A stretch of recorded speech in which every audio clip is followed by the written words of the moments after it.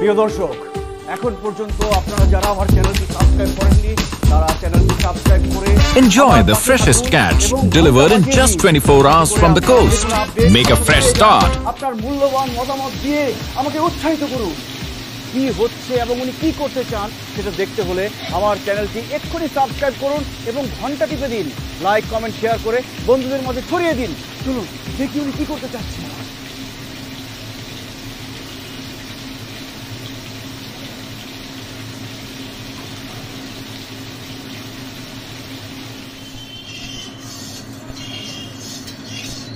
আমি প্রথমে সাদা তেল দিয়েছি, এবার একটু সর্ষের তেল দেবো, দিয়ে ভালো করে কড়াটাকে গরম করবো।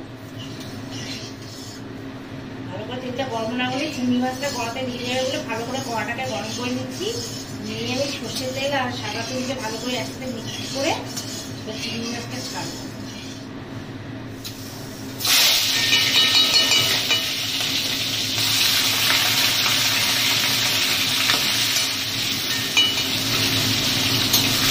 ভালো করে ভেজে নেব, দিয়ে আলাদা করে তুলে রেখে দেবো। একটু নুন দেবো, নুন দিয়ে একটু চিংড়ি মাছটা ভালো করে ভেজে নেব।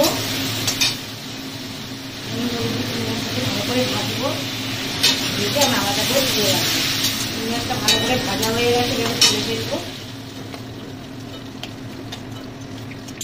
এটার মধ্যে আমি শুকনো লঙ্কা ফোড়ন দেবো, পাঁচ ফোড়ন দেবো, শুকনো লঙ্কা ফোড়ন দেবো, পাঁচ ফোড়ন দেবো, কালো জিরে, একটু সাদা জিরে ফোড়ন দেব, রসুন, পেঁয়াজ সব ফোড়ন দেব।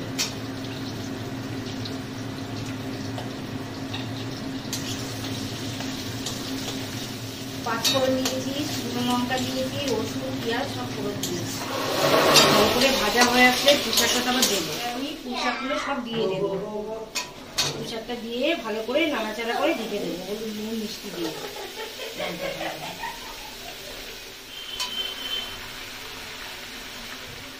এবার নুন দিলাম, হলুদ দেব, হলুদ, জিরের গুঁড়ো, ধনের গুঁড়ো, মিষ্টি, চিনি একটু দেবো, নাহলে ডাটাগুলো নুন কাটা লাগবে, একটুখানি চিনি, কাঁচা লঙ্কা দিয়ে ভালো করে এটাকে আমি এখন ইয়ে করবো। এটা আমি ঢেকে দেবো। আর কটা কোয়া রসুন আমি এর মধ্যে দিব, তাতে গন্ধটা ভালো আসে।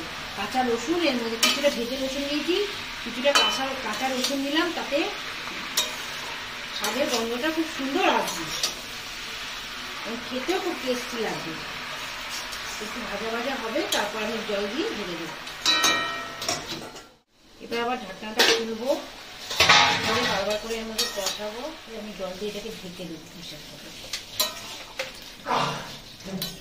ভালো করে জল দিয়ে দিলাম যাতে পুঁইশাকটা ভালো করে সেদ্ধ হয়।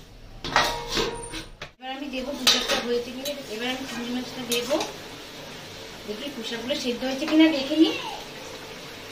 ডাটাগুলো সেদ্ধ হয়ে এসছে, এবার আমি চিংড়ি মাছটা দিয়ে দেবো। দেখুন চিংড়ি মাছটা দিয়ে দিলাম, দিয়ে ঢেকে দিয়ে নাড়াচাড়া করে নামিয়ে দেবো। ঢাকা দিয়ে দিচ্ছি, এবার আস্তে আস্তে শুকাতে থাকবো, মাখা মাখা। এবার আমি দেবো পুঁইশাকটাকে নামাবো, শুকনো শুকনো হয়ে গেছে।